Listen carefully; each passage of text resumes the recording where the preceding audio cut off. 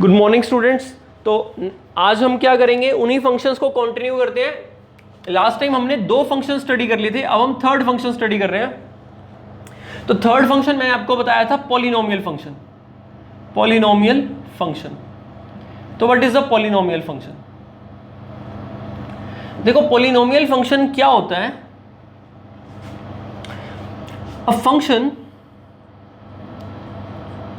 Function f from real to real is polynomial function or is called a polynomial function if this function f is defined like f of x equal to a naught plus a1x plus a2x square and so on dot dot and so on till an x raised power n, where this an is not equal to 0 and this n belongs to some natural number 1 2 3 से लेकर n। तो n यहां पर natural number होना चाहिए, यानी कि polynomial function ये वन वेरिएबल का है।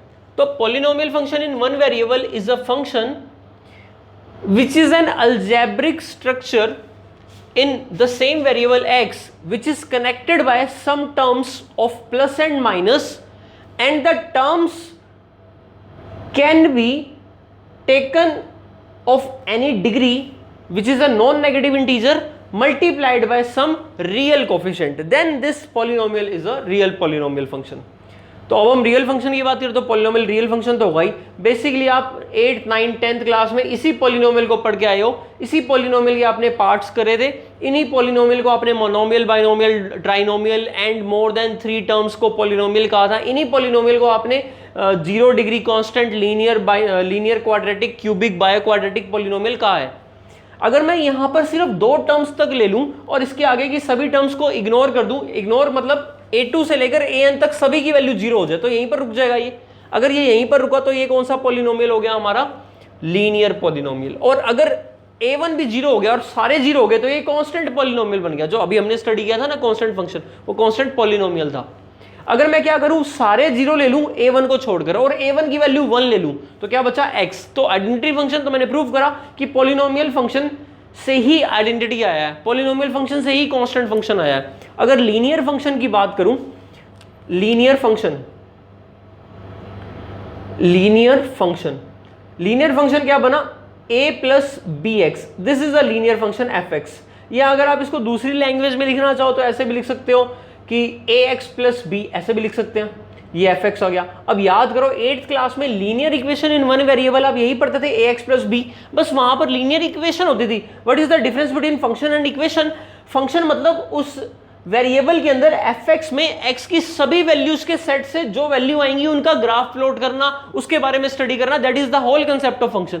जबकि अगर मैं इस एफ एक्स फंक्शन को 0 के इक्वल करूंगा तो A x plus B equal to 0 करूंगा तो ये एक इक्वेशन बन जाएगी, that is a linear equation in one variable. तो आप स्टडी करके आए हो 9th क्लास 10th क्लास में लीनियर इक्वेशन, क्वाड्रेटिक इक्वेशन। अभी हम क्या स्टडी कर रहे हैं कि वो इक्वेशंस एक्चुअल में आई कहां से थी? एक फंक्शन से। और वो फंक्शन कौन सा फंक्शन था? Polynomial function. हम उसको इक्वेट करते थे 0 के इक्वल और बन जाती थी इक्वेशन। हम यहां स्टडी कर रहे हैं फंक्शन। तो फंक्शन में हम 0 के इक्वल नहीं पढ़ते। अगर फंक्शन को 0 के इक्वल पढ़ रहे हैं, हम फंक्शन को 0 के इक्वल कर रहे हैं, तो मतलब हम फंक्शन के रूट निकाल रहे हैं। फंक्शन के भी रूट होते हैं जैसे इक्वेशन के रूट होते हैं, और फंक्शन के रूट उसका ग्राफ बनाने में हेल्प करते हैं। ऑब्वियसली फंक्शन के रूट एक्स एक्सिस पर आएंगे। चलिए लीनियर फंक्शन बताया मैंने आपको, a प्लस बी एक्स। अगर बात करें क्वाड्रेटिक फंक्शन की, तो क्वाड्रेटिक फंक्शन क्या होगा? क्वाड्रेटिक फंक्शन देखो यहाँ a प्लस बी एक्स लिखा है ना, यहाँ मैंने ए बी सी क्यों नहीं यूज किया? क्योंकि n कितना भी पॉजिटिव इंटीजर कितना ही बड़ा हो सकता है, तो मेरे पास तो 26 ही होते हैं ए बी सी डी। तो यहाँ पर मैं ऐसा भी यूज कर सकता था, it is a not plus a1x। ये नीचे ना a नॉट बोलते हैं इसको, it is just the symbol, basically coefficient है, a1x का कोफिशिएंट है और इसी कोई रियल वैल्यू है। अब क्वाड्रेटिक फंक्शन क्या है? a plus B X plus C X square, या कई लोग A X square plus B X plus C, जैसे मर्जी लिख लो। 3 टर्म्स हैं कुल मिलाकर, इनमें a 0, इसमें x के कोफिशिएंट 0 नहीं हो सकता। अगर x एरा 0 हो गया फिर तो लीनियर बन जाएगा वो। इस तरह से क्यूबिक की बात करूं तो इसी के अंदर आप dx क्यूब ऐड कर लो तो कौन सा बन जाएगा, क्यूबिक। और इसी के अंदर अगर मैं बायो क्वाड्रेटिक की बात करूं तो x4 वाली टर्म ऐड कर लो। इसी के अंदर अगर हम बात करें 5 डिग्री इक्वेशन की तो 5 डिग्री वाली फंक्शन, सॉरी इक्वेशन नहीं, फंक्शन की बात करें तो 5 डिग्री तक फंक्शन बन जाएगा। और ये पॉलिनोमियल फंक्शन कितने डिग्री का है, ये पॉलिनोमियल फंक्शन हमने जनरल फंक्शन डिफाइन करा तो ये कितने डिग्री का फंक्शन है, n डिग्री का, इसीलिए हमने इसको n तक लेकर गए हम इसको। और हमने इसको an को 0 के इक्वल कहा कि 0 के इक्वल नहीं है, इट मींस ये टर्म तो होगी बाकी कोई हो ना हो। और हाईएस्ट जो पावर ऑफ x होती है वो उसकी डिग्री होती है, आपको पता है पॉलिनोमियल के केस में, तो यहां पर भी यही है। इसकी डिग्री कितनी है, ये डिग्री n डिग्री का एक पॉलिनोमियल फंक्शन है, general polynomial function of n degree. Standard form है ये इसकी या जनरल फॉर्म है, इसमें x स्क्वायर हायर मतलब छोटे से बड़ी डिग्री में पावर्स लिखी हुई हैं, x की पावर 1 2 3 छोटे से बढ़ती जा रही हैं, तो इसको स्टैंडर्ड कहते हैं। या फिर आप x की n को पहले लिख लो फिर xn-1 वैसे भी लिख सकते हो, लेकिन कम ज्यादा करके नहीं, या तो डिक्रीजिंग ऑर्डर में या तो इंक्रीजिंग ऑर्डर में, that both denotes in standard form और जनरल फॉर्म। तो ये था पॉलिनोमियल फंक्शन के अबाउट। तो ये पॉलिनोमियल फंक्शन की क्या हुई, definition. This was the definition that f of x equal to this thing, ये हमारी डेफिनेशन है। मुश्किल नहीं है, ये याद करना बहुत आसान है। बेसिकली देखो x स्क्वायर से लेकर xn तक है, उनके कुछ कोफिशिएंट्स तो होंगे, बस कोफिशिएंट का नाम रखा हुआ है मैंने, जितनी पावर है उतना ही कोफिशिएंट के नीचे a1 डिनोट कर लिया, a2 ताकि इजी हो जाए। नंबर ऑफ टर्म्स कितनी है यहाँ, n+1, a1 से an तक n टर्म्स तो है ही हैं और एक a0 भी है तो n+1 टर्म्स है। इनमें से पहले वाली टर्म्स 0 हो सकती हैं, डजंट मैटर, n डिग्री का ये पॉलिनोमियल फंक्शन रहेगा। रियल, अब यहाँ पर x को आप कोई भी रियल नंबर दे दो, उसका स्क्वायर, उसका क्यूब, उसकी n पावर अगर आप रेज करते हो तो कोई प्रॉब्लम नहीं, हमेशा रियल नंबर ही आने वाला है। और n नेचुरल नंबर है, बहुत इंपॉर्टेंट है। n नेचुरल नंबर होने का मतलब देखो, अगर मान लो 2 + 3x आए, हाँ तो ये क्या क्या एग्जांपल हुआ, there are some examples of polynomial function. 2 + 3x polynomial function है, 3 - x² + x³ is a polynomial function, 3x - bx² + 7x5 this is also a polynomial function, 1 + x + x² + x³ + x4 this is also a polynomial function, even 1 + x - x² + x³ - x4 and so on till infinity होगा तो polynomial function नहीं है। मैंने last term लिखी x100, कोई ना कोई तो एंड होगा, this is also a polynomial function, इसकी डिग्री 100 है। अच्छा, और देखते हैं, अब बताओ मेरे को 2 + 3x की पावर 1/2 क्या ये पॉलिनोमियल फंक्शन है? The answer is no. Why? क्योंकि x की पावर कितनी आ गई, 1/2। जब x की पावर नेचुरल नंबर को छोड़कर और कुछ भी आ जाए, चाहे नेगेटिव इंटीजर आ जाए, 0 तो देखो हम कुछ कह नहीं सकते क्योंकि 2 × x की पावर 0 है, तो नॉन नेगेटिव इंटीजर तो हो सकती है, मतलब 0 भी हो सकती है पावर, या 1 2 3 4 हो सकती है, बट एक्सेप्ट दैट 1/2 3/4 कोई भी फ्रैक्शन आ जाए, नेगेटिव आ जाए।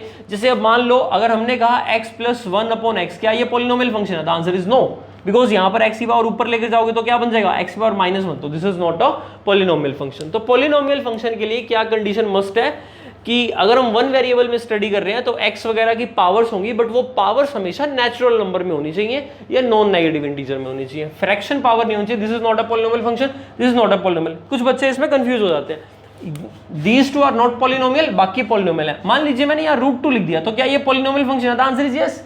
कोफिशिएंट तो रियल नंबर है ना, तो रियल नंबर में √2 तो रियल नंबर है, कोई फर्क नहीं पड़ता, इवन ये √3 हो जाए तब भी कोई दिक्कत नहीं है।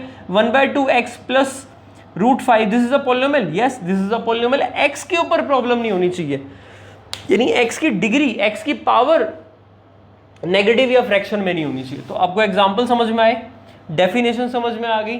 अब इसकी डोमेन की बात करें तो ऑब्वियसली इस फंक्शन की डोमेन हमारे पास क्या है, रियल नंबर है। और अगर हम रेंज की बात करें तो इसकी रेंज के लिए हमें, देखो अब तक के फंक्शन में हमने रेंज बता दिया, लेकिन इस फंक्शन में तो ये a0, अब यहां पर ये भी बता देते हैं कि where a0 a1 a2 and so on से लेकर an तक, ये सभी किसको बिलोंग करते हैं, real number, they are real numbers. ये कोफिशिएंट है रिलेटेड कॉरस्पॉन्डिंग टर्म्स के, आप ना ये सभी नोट करना, आपको नोट कर लो। ये फंक्शन लिखा है, ये function this same thing, domain आप अलग से लिख लेना नीचे, रियल नंबर डोमेन है, रेंज में अभी बता रहा हूं, ये फंक्शन नोट कर लो, वेयर दिस और एग्जाम्पल, ये दोनों पॉलिनोमियल नहीं है, बाकी पॉलिनोमियल है। नाउ डोमेन तो रियल नंबर होगी और रेंज जो है ना वो सबसेट ऑफ रियल नंबर होगी। मैं रेंज को रियल नंबर इसलिए नहीं कह सकता, डिपेंड करता है पॉलिनोमियल क्या लिया मैंने। जैसे मान लो अगर मैंने पॉलिनोमियल लिया 2 + 4x, तो अब इस fx के लिए, इस पोलिनोमियल फंक्शन के लिए जो रेंज होगी वो रियल नंबर होगी। क्यों?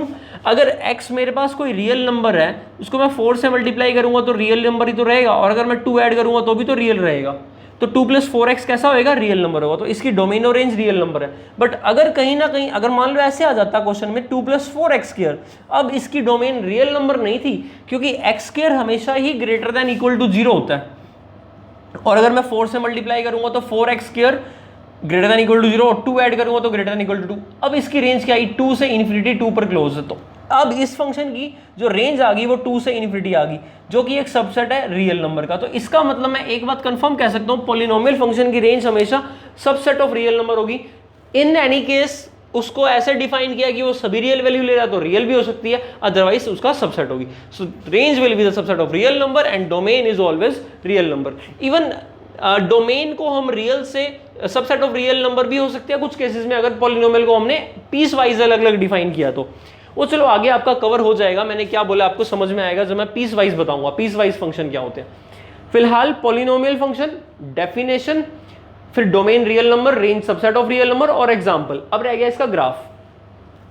तो इसका ग्राफ जो है वो जनरली तो इसका ग्राफ पूछते नहीं है और ना ही हम बनाते हैं, लेकिन फिर भी अगर आप उसके ग्राफ में इंटरेस्टेड हो तो आपको मैं थोड़ा सा बता देता हूं कि इसका ग्राफ ना कुछ जनरल में, इन जनरल इसका ग्राफ, बुक में नहीं मिलेगा आपको उसका ग्राफ, इन जनरल इसका ग्राफ ना कुछ इस टाइप से बनेगा। ये इसका ग्राफ बनेगा y = p of x। This is a general graph of polynomial. अगर मैं आपको कहूं कि ये गिन के दिखाओ कि x पर कितनी बार कट कर रहा है, तो आप गिनने लग जाओगे, ये गलत है। हमने इसको गिनना नहीं है, क्योंकि हमने जनरल ग्राफ बनाया, तो ये कितनी बार भी हो सकता है। मैंने तो जस्ट एक आइडिया दिया, वो तो डिपेंड करता है ना डिग्री पर। अगर एक पॉलिनोमियल की n डिग्री है तो उसके n रूट्स होंगे, that is fundamental theorem of algebra, कि n डिग्री पॉलिनोमियल के एग्जैक्टली n रूट्स होते हैं। 10th में आपने पढ़ा एटमोस्ट n रूट्स होते हैं, कि अगर कोई रूट रियल नहीं है तो फिर इमेजिनरी रूट्स के केस में आप बोलते थे नो रियल रूट्स। लेकिन 11th क्लास में आप फंडामेंटल थ्योरम ऑफ अलजेब्रा में स्टडी करोगे कि अगर n डिग्री पॉलिनोमियल है तो उसके एग्जैक्टली n रूट्स होते हैं, चाहे वो रियल हो या फिर कॉम्प्लेक्स। n डिग्री पॉलिनोमियल है, अब ये पॉलिनोमियल फंक्शन है, अगर मैं फंक्शन को 0 के इक्वल करता हूं तो मेरे पास पॉलिनोमियल इक्वेशन आती है, उसको सॉल्व करता हूं तो पॉलिनोमियल के रूट आते हैं, फंक्शन के रूट आते हैं। फंक्शन के रूट का मतलब x की वैल्यू जिससे फंक्शन की वैल्यू 0 हो जाए, तो वो रूट आपको x एक्सिस पर दिखेगा, क्योंकि इस पर जो वैल्यू होगी उस पर पॉलिनोमियल की वैल्यू 0 और x की कुछ ना कुछ वैल्यू मिलेगी। जितनी भी ये वैल्यूज होंगी उन वैल्यूज को जब मैं प्लॉट करूंगा x एक्सिस पर, तो मेरे पास क्या, ये रूट, यानी ये पॉइंट किसको दिखा रहा होगा? फंक्शन के रूट को। और कर्व स्केचिंग के लिए बहुत इंपॉर्टेंट है कि आपको पता होना चाहिए रूट क्या आ रहा है। उसके बाद ये पता होना चाहिए कि फंक्शन इंक्रीज करेगा या डिक्रीज करेगा। तो 12th क्लास में आप टूल्स इकट्ठे करते हो कि डिफरेंशिएशन की हेल्प से आप पता कर लेते हो कि वो इंक्रीज करेगा या डिक्रीज करेगा। चलिए, तो जो p of x का ग्राफ बनेगा वो ग्राफ ऐसा ही क्यों बना?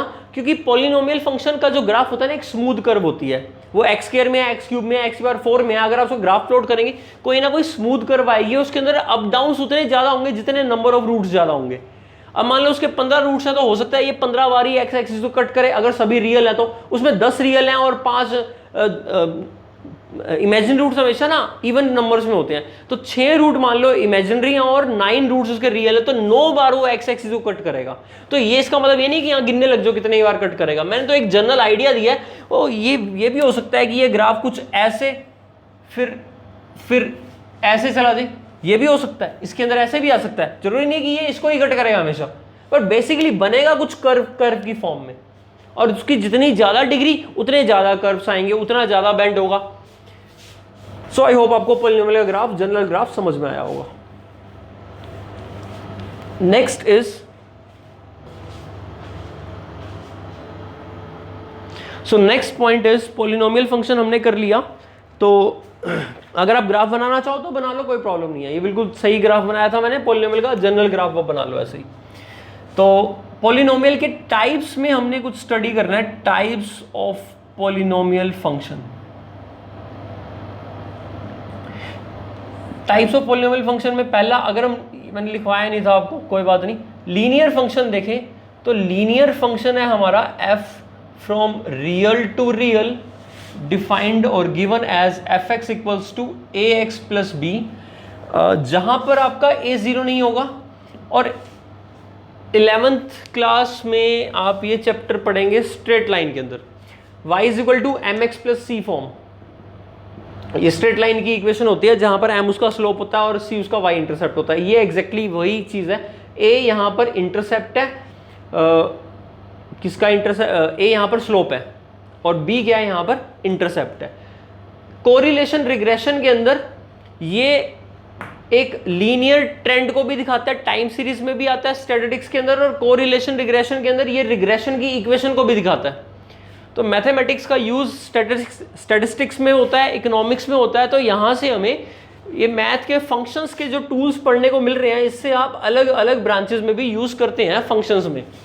और I think v is equal to u plus 80 वाला जो फॉर्मूला है, v is equal to u plus 80 ऐसे कुछ फॉर्मूला है, बिल्कुल है 9th क्लास के अंदर, v is equal to u plus 80। तो कंपेयर करना यही चीज़ है, ये एफ एक्स वी हो गया, ये x की जगह u हो गया, x की b की जगह u हो गया और x की जगह t हो गया और a। तो एग्जैक्टली कुछ इस टाइप से लीनियर वाला ही फंक्शन दिख रहा है हमें, v is equal to u plus 80, और ऐसे इसका ग्राफ बनता है स्ट्रेट लाइन के फॉर्म में। तो ये लीनियर फंक्शन आपका f x is equal to a x plus b, this is a linear polynomial in one variable. इसका एक ही रूट होगा माइनस बी अपॉन ए, इसको जीरो के इक्वल कर दो। इसका ग्राफ कैसा बनता है, इसका ग्राफ एक स्ट्रेट लाइन बनेगा। ये एफ एक्स है ना y, y is equal to a x plus b, आपने 10th क्लास में भी बनाया होगा, लीनियर इक्वेशन ही तो है ये, ध्यान से देखो, a x minus y plus B equal to zero. This is what, अगर आप कंपेयर करो तो a1x plus b1y plus c equal to zero, या c1 लिख लो, ये एक लीनियर इक्वेशन ही तो है। और लीनियर इक्वेशन को ग्राफ बनाने के लिए टेबल लेकर x और y की वैल्यू को प्लॉट करते थे, 2 पॉइंट लेकर, फिर वो स्ट्रेट लाइन ही तो बनती थी, तो मैंने इसीलिए स्ट्रेट लाइन बनाई है। ये ऐसे भी हो सकती है, हाँ, अगर b 0 हो जाएगा तो ओरिजिन से पास करेगी डेफिनेटली। a 0 हो नहीं सकता, अगर a 0 हो गया तो कोई प्रॉब्लम नहीं है, तो फिर वो कांस्टेंट फंक्शन ऐसे लाइन बन जाएगी हॉरिजॉन्टल। चलिए, ये इसका ग्राफ हो गया। अच्छा, डोमेन दिख ही रही है आपको, ये इसकी डोमेन है। रेंज की बात करूं तो रेंज क्या बनेगी, रेंज इसकी रियल ही होगी, रेंज इज रियल। अब आपका एनसीईआरटी के अंदर एक क्वेश्चन है, उसमें आपको लीनियर फंक्शन दे रखा है, आई थिंक 2 + 3x कुछ ऐसा है, उसकी range real number. Range real की होगी ऑब्वियसली, ग्राफ से भी दिख रहा है आपको, और x की कोई भी वैल्यू डाल लो, आपके पास आंसर हमेशा रियल नंबर ही आने वाला है, और सभी रियल नंबर आ जाएंगे। आपको कौन सा रियल नंबर चाहिए, वो fx डाल लो, उसके लिए x निकाल लो। इसका मतलब ऐसा कुछ नहीं है कि fx कोई वैल्यू नहीं दे सकता, किसी भी fx की वैल्यू के लिए x निकलेगा ही निकलेगा, और किसी भी x की वैल्यू के लिए fx आएगा। किसी भी रियल नंबर के लिए fx रियल नंबर होगा, किसी भी रियल नंबर के लिए x कोई अदर रियल नंबर होगा। तो वो दोनों के बीच में आपस में क्या हो जाएगी, एक पेयरिंग हो जाएगी, एक रियल नंबर के लिए दूसरे रियल नंबर से पेयरिंग हो जाएगी। जैसे मान लो अगर मेरा फंक्शन 2x + 1 है, तो मेरे पास 2 की पेयरिंग 5 से हो जाएगी, 3 की पेयरिंग 7 से हो जाएगी, 4 की पेयरिंग 9 से हो जाएगी, 1 की पेयरिंग 3 से हो जाएगी, 0.1 की पेयरिंग किसी नंबर से हो जाएगी, √2 की पेयरिंग 2√2 + 1 से हो जाएगी। मतलब बेसिकली किसी रियल नंबर की पेयरिंग किसी दूसरे रियल नंबर से होगी। ऐसा कोई भी रियल नंबर यहाँ नहीं है जो बच जाएगा, जो रेंज में नहीं आएगा, और ऐसा कोई भी रियल नंबर नहीं है जिसके लिए यहाँ आंसर नहीं होगा। तो डोमेन भी रियल, रेंज भी रियल, लीनियर फंक्शन। ग्राफ दिखा दिया मैंने आपको, नाम है इसका लीनियर फंक्शन, डेफिनेशन बता दी, डोमेन बता दी रियल नंबर, रेंज बता दी रियल नंबर, ग्राफ ये बना दिया, डेफिनेशन लिख दी। लीनियर फंक्शन के बाद दूसरा इसी में हम पढ़ते हैं, अच्छे से नोट बना लेना फंक्शन के। दूसरा हम इसमें पढ़ते हैं स्क्वायर फंक्शन। तो स्क्वायर फंक्शन क्या है हमारे पास, लीनियर के बाद स्क्वायर ही आएगा जिसकी डिग्री 2 हो जाएगी। तो a function is said to be a square function when it is defined like fx = x² where the function is from real to real. अच्छा, डोमेन क्या हुई इसकी, ऑब्वियस बात है रियल नंबर, बट मैंने कहा था ना कि रेंज हमेशा जरूरी नहीं कि पॉलिनोमियल फंक्शन की रियल हो। अब यहां पर रेंज इसकी 0 से इन्फिनिटी, और 0 पर क्या बनेगा, क्लोज्ड। देखो आप x, ये ट्राइकोटोमी लॉ भी होता है। ट्राइकोटोमी लॉ मैथ में क्या होता है कि कोई भी अगर रियल नंबर है ना, तो उसकी 3 ही स्टेट होती हैं। जैसे आपको पता है मैटर की 3 ही स्टेट होती हैं, सॉलिड, लिक्विड, गैसियल, है ना, गैस वाली जो होती है। तो ऐसे ही ना कोई भी नंबर है उसकी 3 स्टेजेस, 3 स्टेट होती हैं उसकी, या तो वो पॉजिटिव होगा, या वो नेगेटिव होगा, या फिर वो ना तो पॉजिटिव ना ही नेगेटिव। तो उसको नॉन नेगेटिव या नॉन पॉजिटिव कह देते हो। जनरली नॉन नेगेटिव यूज होता है, जो 0 है उसी को हम नॉन नेगेटिव की कैटेगरी में रखते हैं। बट चलो, एक 0 होता है ऐसे समझो, एक नेगेटिव होता है, एक पॉजिटिव होता है। तो यही ट्राइकोटोमी लॉ होता है। ट्राइकोटोमी लॉ क्लेम करता है कि अगर आपने कोई थ्योरम प्रूव करनी है या कोई रिजल्ट प्रूव करना है, अलजेब्रा की फील्ड से है, तो आपके पास कोई भी नंबर्स का है या अलजेब्रा में आपने कोई अल्फ़ाबेट ले रखा है और उस अल्फ़ाबेट के लिए आपने कुछ रिजल्ट एस्टेब्लिश किया, तो क्या वो सबके लिए ट्रू है?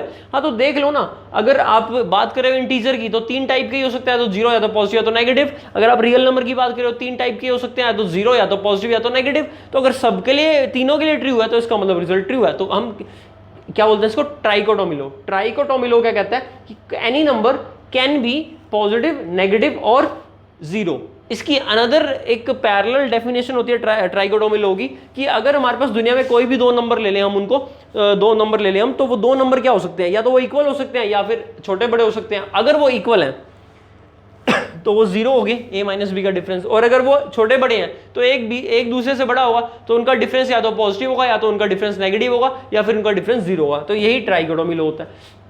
यहां मैं क्यों बता रहा हूं ट्राइकोटोमी लॉ? यहां मैं इसलिए बता रहा हूं, ये जो x है ना, इस x का वैल्यू, इस x की जो वैल्यू है, ये रियल नंबर रखोगे आप, सबके लिए डिफाइंड है, तो domain of definition real number है।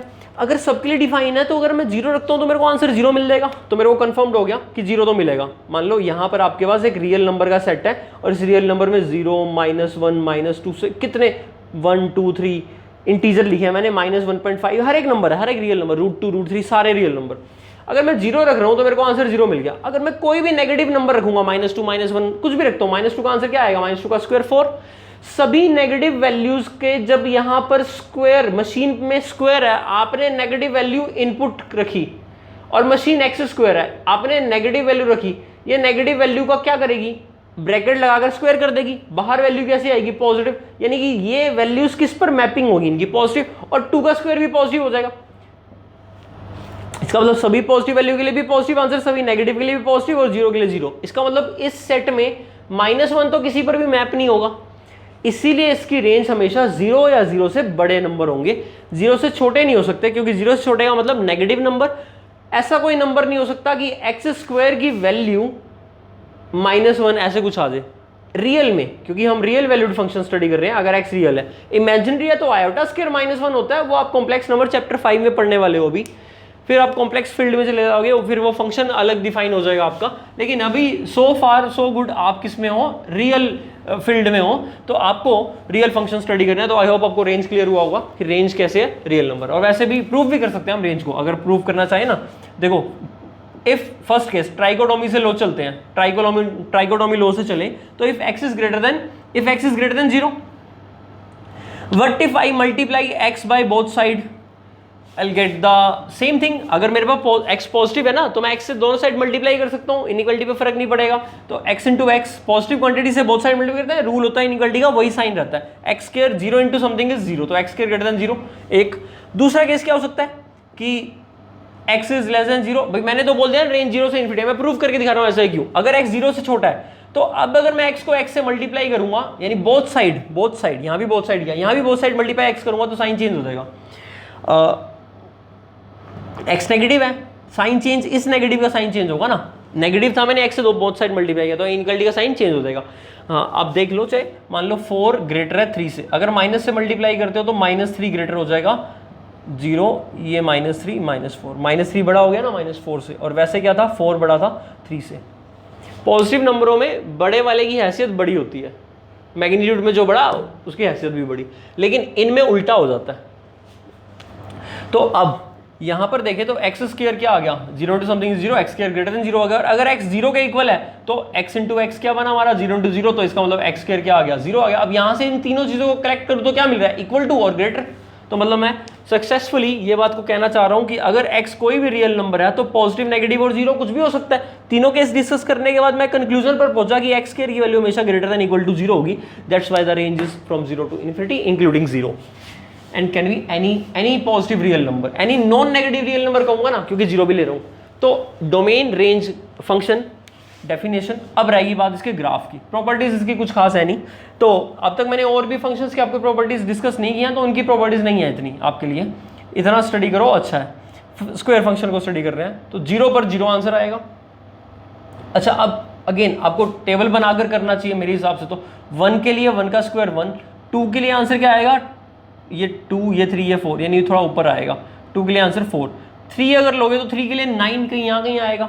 तो अगर मैं इसको ग्राफ प्लॉट करूंगा तो स्ट्रेट लाइन तो बना नहीं सकता, बन भी नहीं पाएगी। तो इसका ग्राफ कैसा बनेगा, इसका ग्राफ कुछ ऐसे शेप में बनेगा, यू शेप में बनेगा।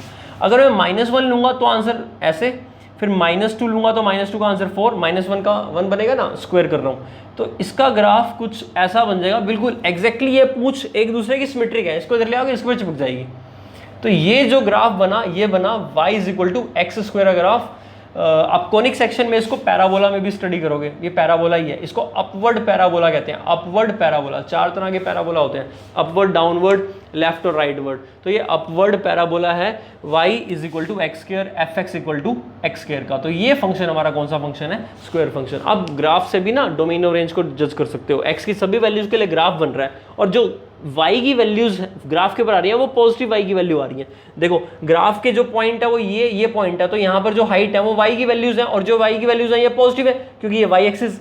अगर ग्राफ नीचे कहीं बन रहा होता तो y की वैल्यू नेगेटिव भी हो सकती थी, लेकिन यहाँ ग्राफ की वैल्यू 0 या 0 से बड़ी आ रही है।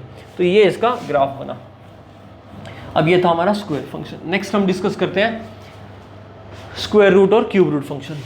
थर्ड इंपॉर्टेंट है स्क्वायर रूट फंक्शन, क्योंकि स्क्वायर रूट फंक्शन ना बहुत, ये आपको समझ में आना चाहिए। पहली बात तो इसका यूज बहुत जगह होता है square root function. Square root function क्या है, स्क्वायर रूट, ये स्क्वायर रूट का सिंबल है। कई बच्चों को ना ये बात, ये x² का रूट = x, ये बहुत बड़ा मिसकंसेप्शन है, और बहुत सारे बच्चे ये कहेंगे कि ये ठीक है, पर मैं आपको बता दूं ये चीज ना बिल्कुल गलत है, एब्सोल्युटली रॉन्ग। x² का रूट x होना ये ना अधूरी नॉलेज है, हाफ, और half knowledge is a dangerous thing. तो अगर आप ये सोचकर बैठे हो कि ये चीज हम बचपन से ऐसे ही पढ़ते आ रहे हैं, आज कुछ नया पता लगेगा तो सीख लो, आज नया ही पता लगेगा, ये चीज गलत है। अगर आप इस चीज को मानने लगे तो मैं 1 को = 0 प्रूव कर सकता हूं। कैसे, देखें, अगर आप इस बात को मानते हो, मैंने x की वैल्यू ली 1, और मैंने 1 का x की वैल्यू ली 1, x को लिया मैंने 1, यहां लिख रहा हूं मैं x को 1 लिया, और मैंने यहां पुट करा 1 और उसका स्क्वायर हो रहा है, उसका रूट। आप उसको किसके इक्वल ले रहे हो, आप ये कहना चाहते हो कि स्क्वायर से रूट कटता है और आंसर x आ जाता है। तो x 1 था, मान लिया मैंने, आपकी बात कट गया, 1 आ गया, ओके। अब मैंने एक काम किया, अब मैंने x की वैल्यू एक और ले ली -1। अब -1 x की वैल्यू ली मैंने, उसका स्क्वायर लिखा, रूट। आप यही कहोगे कि ये इससे कटेगा और फिर से क्या बचेगा, -1। x तो मैंने -1 लिया था तो -1 आ गया। बट अब ध्यान से देखना, -1 का अगर मैं स्क्वायर दिखूं, ये -1 का स्क्वायर क्या होता है, अरे -1 का स्क्वायर, -1 को 2 बार मल्टीप्लाई करना, मतलब कि +1, यानी 1, -1 का स्क्वायर इज 1, और 1 मीन्स 1 स्क्वायर, एक ही बात है, 1 लिखो या 1 स्क्वायर लिखो, एक ही बात है। तो 1, ये दोनों तो सेम ही है, -1 का स्क्वायर तो 1 ही है, और 1 को 1 का स्क्वायर लिख सकता हूँ। 1 का स्क्वायर किसके इक्वल आया, इसका रूट -1 के। अब ध्यान से देखना, ये एक इक्वेशन दिख रही है,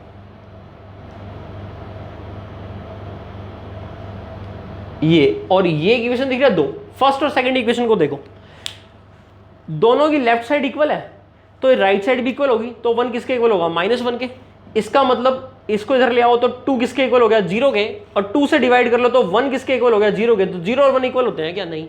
मैंने प्रूव करके दिखा दिया। किस वजह से, जिस बच्चा ये मानता ना x² का रूट x होता है तो गलत है, a² का रूट अगर a होता है तो गलत है।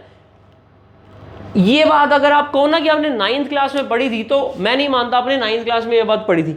9th क्लास में एनसीईआरटी में लिखा हुआ है, आज भी अगर आप एनसीईआरटी की बुक को ध्यान से देखो तो उसके अंदर ना ये बात डेफिनेटली लिखी हुई है, और बताते हैं टीचर्स x² से रूट कटता है, मैं मना नहीं कर रहा, बट द प्रॉब्लम इज वही हाफ नॉलेज वाली बात आ जाती है। एनसीईआरटी में ना बुक में ना यहाँ एक वर्ड भी लिखा हुआ है, इफ x > 0, तो ये सिचुएशन तब ट्रू मानी जाएगी, ये तब सही होगी जब x > 0। हम ये तो भूल जाते हैं और हम बोलते हैं कि ये इक्वल है, ऐसा नहीं है। जब x > 0 होगा तो ही ये चीज ट्रू है, अगर x नेगेटिव हुआ तो हमें नहीं पता क्या होगा। वही तो आप सीखोगे आज पॉलिनोमियल उसमें, मॉडुलस फंक्शन में। तो मॉडुलस फंक्शन जब करेंगे तो हम इस बात का आंसर करेंगे कि अगर नेगेटिव हुआ तो ये जो सिचुएशन अराइज हुई थी, ये इसको हम इसका सॉल्यूशन निकालेंगे। अभी स्क्वायर रूट फंक्शन स्टडी करते हैं। तो अगर आपसे पूछे 4 का स्क्वायर रूट तो आंसर क्या आएगा, हमेशा +2, प्लस माइनस नहीं होता। हाँ, अगर मैं आपसे पूछूं x² का रूट क्या आएगा तो इसका आंसर +-x होगा। बेसिकली इसका आंसर होगा मॉडुलस x, और मॉडुलस x +-x में खुलेगा आगे जाके, वही सीखेंगे आगे। पर यह बात तो समझ में आ गई कि इसका आंसर x तो नहीं होगा, क्योंकि x कोई पॉजिटिव दे रखा है, नहीं दे रखा, कुछ नहीं पता, तो इसका आंसर अभी x तो नहीं है। और ये सिंबल, एक बात और, 8th क्लास की एनसीईआरटी की बुक में भी अगर आप जाके पढ़ो तो ये जो सिंबल है, ये सिंबल होता है पॉजिटिव स्क्वायर रूट का। ये वाला सिंबल, हमेशा सिंबल किसका अडॉप्ट किया गया है? पॉजिटिव स्क्वायर रूट का। पॉजिटिव स्क्वायर रूट का मतलब क्या? अगर मान लो मैंने 9 रखा तो इसका आंसर 1 ही आएगा और वो 3 पॉजिटिव आएगा। अगर ये लिखा मैंने तो इसका आंसर क्या आएगा? -3। ये तो पॉजिटिव स्क्वायर रूट है और आगे नेगेटिव लग गया, तो अब ये क्या बन गया? नेगेटिव स्क्वायर रूट, तो आंसर विल बी -3।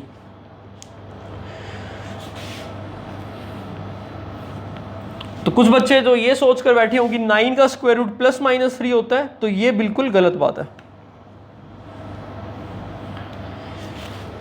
चलिए स्क्वायर रूट फंक्शन, तो स्क्वायर रूट फंक्शन क्या? A function from